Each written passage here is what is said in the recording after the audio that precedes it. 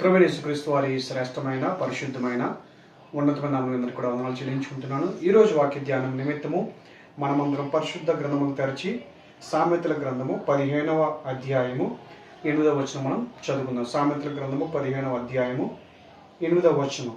భక్తిహీనులు అర్పించు బలులు యెహోవాకు హేయములు, యథార్థవంతుల ప్రార్థన ఆయనకు ఆనందకరము. ఇక్కడ భక్తుడైన సొలొమోను ఏమని చెప్తున్నాడంటే, యథార్థవంతుల ప్రార్థన ఆయనకు ఆనందకరము.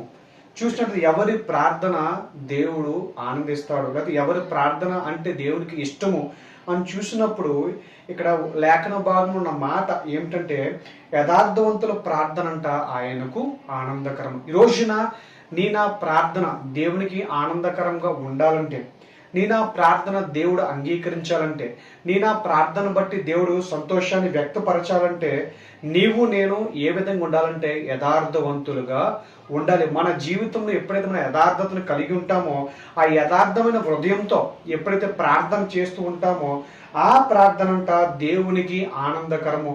ఆ ప్రార్థన దేవుడు అంగీకరిస్తాడని ఇక్కడ వాక్యంలో మనము చూస్తున్నాం. కాబట్టి ఈ రోజున నీవు నేను గనక యథార్థంగా ఉన్నట్లయితే మన ప్రార్థన దేవునికి ఇష్టము. వాక్యంలో దేవుడు ఎవరిని యథార్థవంతులుగా అంటాడో ఒక మాటను చూద్దాము. మనందరికీ తెలిసిన వాక్య భాగము యోబు గ్రంథము 2వ అధ్యాయము మనము 9వ వచనం 8 నుంచి చదివినట్లయితే చూద్దాం. అక్కడ అతడు ఒళ్ళు గోక్కొనుటకై చిల్ల పెంకు తీసుకుని బూడిదలో కూర్చుండగా అతని భార్య వచ్చి, నీవు ఇంకనూ యథార్థతను వదలకు ఇందువా, దేవుని దూషించి మరణము కమ్మనెను. యోబు గ్రంథము మనందరికీ కూడా బాగా సుపరిచితమైన వాక్య భాగం. యోబు జీవితం మనందరికీ కూడా తెలిసి దేవునికి యథార్థంగా జీవిస్తున్నాడు, దేవుని పట్ల ఒక మంచి ప్రవర్తన కలిగి ఉన్నాడు. ఆ విధంగా ఉంటూ ఉన్నప్పుడు అక్కడ సాతాను ద్వారా మొత్తబడి సమస్తమును కూడా కోల్పోయాడు. తన ఆరోగ్యాన్ని కోల్పోయాడు, తన సంపదను కోల్పోయాడు, తన బిడ్డలను కోల్పోయాడు. ఒక రకంగా అనేక రకాలుగా నష్టపోయి ఇంకా చివరకు తన శరీరంలో అనారోగ్యంతో ఉన్నప్పుడంట ఒక చిల్ల పెంకు తీసుకుని తన ఒళ్ళంతా తన శరీరం అంతా కూడా గోక్కుంటూ ఉన్నప్పుడు తన భార్య వచ్చి చెబుతుంది, ఇంకా ఎందుకు నువ్వు దేవుని కలిగి ఉన్నావు, ఇంకా ఎందుకు నువ్వు దేవుని పట్ల యథార్థమైన ప్రవర్తన కలిగి ఉన్నావు, నువ్వు దేవుణ్ణి దూషించి మరణము కమ్ము, లేకపోతే దేవుని దూషించి నువ్వు చనిపోని తన భార్య అతనితో చెప్పినప్పుడు ఆ 10వ వచనం చక్కని మాటలు చెప్తుంటాడు కదా. ఏమిటంటే, అందుకు అతడు, మూర్ఖురాలు మాట్లాడినట్లు నీవు మాట్లాడుచున్నావు, మనము దేవుని వలన మేలు అనుభవించదమా, కీడును మనము అనుభవింప తగదా అనను. ఈ సంగతుల్లో ఏ విషయమందును యోబు నోటి మాటతోనైనను పాపము చేయలేదు. హల్లెలూయా, హల్లెలూయా. ఈ రోజున యథార్థవంతులకు ఉండవలసిన అనేకమైన మంచి లక్షణాల్లో ఇక్కడ యోబు జీవితం నుంచి మనము నేర్చుకోవాల్సిన ఒక లక్షణం ఏమిటంటే, ఆ 10వ వచనం చివరి భాగం ఉన్నది కదా, యోబు నోటి మాటతోనైనను పాపము చేయలేదు. కాబట్టి ఈ రోజున ఈ మాటలు వింటున్న ప్రియమైన సహోదరి సహోదరుడా, యథార్థవంతులుగా నీవు నేను పిలువబడాలంటే, మనము చేసే ప్రార్థన దేవునికి ఆనందకరంగా ఉండాలంటే నీవు నేను కూడా యథార్థంగా ప్రవర్తించాలి. యథార్థంగా ప్రవర్తిస్తున్నావు అని నీవు నేను ఎప్పుడు పిలువబడతామంటే, మన నోటి మాటతోనైనను నీవు నేను పాపము చేయకుండా ఉండాలి. అప్పుడే నీవు నేను కూడా యథార్థవంతులుగా పిలువబడుతూ మన నోటి మాటతో కూడా మనం పాపము చేయకూడదు. అంటే మన నోటి మాటలను దేవుడు ఆ విధంగా పరీక్షిస్తున్నాడని, మన నోటి మాటతో పలికే ప్రతి మాటకు మనం ఒక లెక్క చెప్పవలసిన ఆ వారిగా ఉన్నామని దేవుడు ఈ రోజున ఈ మాటలు మన ముందు పెడుతూ ఉన్నాడు. కాబట్టి ఈ రోజున ఈ మాటలు వింటున్న ప్రియమైన సహోదరి సహోదరుడా, నీవు నేనునంట నోటి మాటతోనైనను పాపము చేయకూడదు. మన నోటి మాటల పట్ల మనము జాగ్రత్త కలిగి ఉండాలి.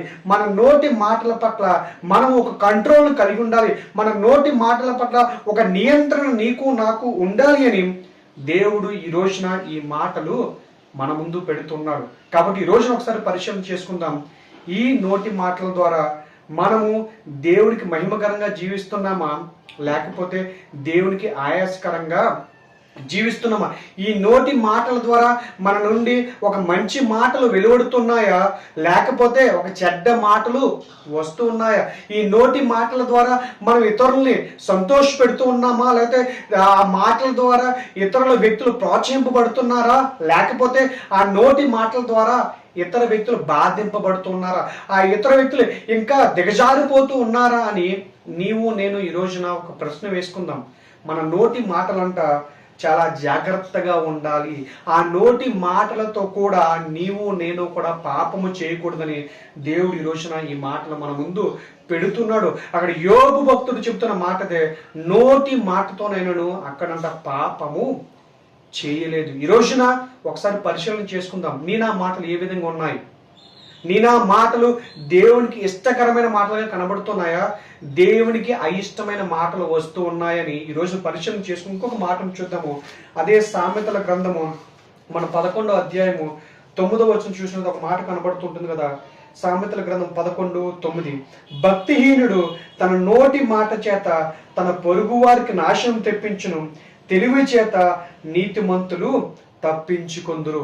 భక్తిహీనుడు పలికే మాటల ద్వారా తన పొరుగు వారికంట నాశనం వస్తుందంట. ఈ రోజున నీవు నేను భక్తి పరులుగా కనబడుతున్నామా, లేకపోతే భక్తిహీనులుగా కనబడుతున్నామా? మన నోటి మాటల ద్వారా మన ఇరుగు పొరుగు వారు ఆనందిస్తున్నారా, ఇరుగు పొరుగు వారు ఆశీర్వదింపబడుతున్నారా, ఇరుగు పొరుగు వారు మేలు పొందుకుంటున్నారా, లేకపోతే నీ నా మాటల ద్వారా ఇరుగు పొరుగు వారు నాశనాన్ని పొందుకుంటున్నారని ఈ రోజున ఒక ప్రశ్న వేసుకుందాం. మన నోటి మాటకు అంత శక్తి ఉంది. జీవ మరణములు నాలుక వశమని మనము పరిశుద్ధ గ్రంథంలో చూస్తుంటాం. మన నాలుక ద్వారా వచ్చే ప్రతి మాట ద్వారా మనము లెక్క చెప్పవలసిన వారంగా కనబడుతున్నాం. దేవుని యందు తీర్పును నిలబడినప్పుడు మనం పలికిన ప్రతి మాటకు కూడా ఏదో ఒక రోజున ఆ తీర్పు దినమున లెక్క చెప్పాలి. బహుశా ఇక్కడ తప్పించుకోవచ్చు నోటి మాటల ద్వారా, కానీ దేవుని ముందంట నీవు నేను లెక్క చెప్పవలసిన వారంగా కనబడదు. We are accountable for our words. మన మాటలకు మనం అకౌంటబుల్గా కనబడుతూ ఉంటాం ఒకనొక రోజున. ఈరోజు మన నోటి మాట ద్వారా ఎప్పుడైతే మనము పాపము చేయకుండా పరిశుద్ధతను పవిత్రతను దేవుడికి ఇష్టంగా ఉంటూ ప్రార్థన చేస్తూ ఉంటామో అప్పుడంట దేవుడు నిన్ను నన్నునంట యథార్థవంతులుగా పిలుస్తాడంట. ఆ యథార్థత ఎప్పుడైతే నీలో నాలో కనబడుతుంటుందో అటువంటి ప్రార్థన అంట దేవుడికి ఆనందకరం అంట.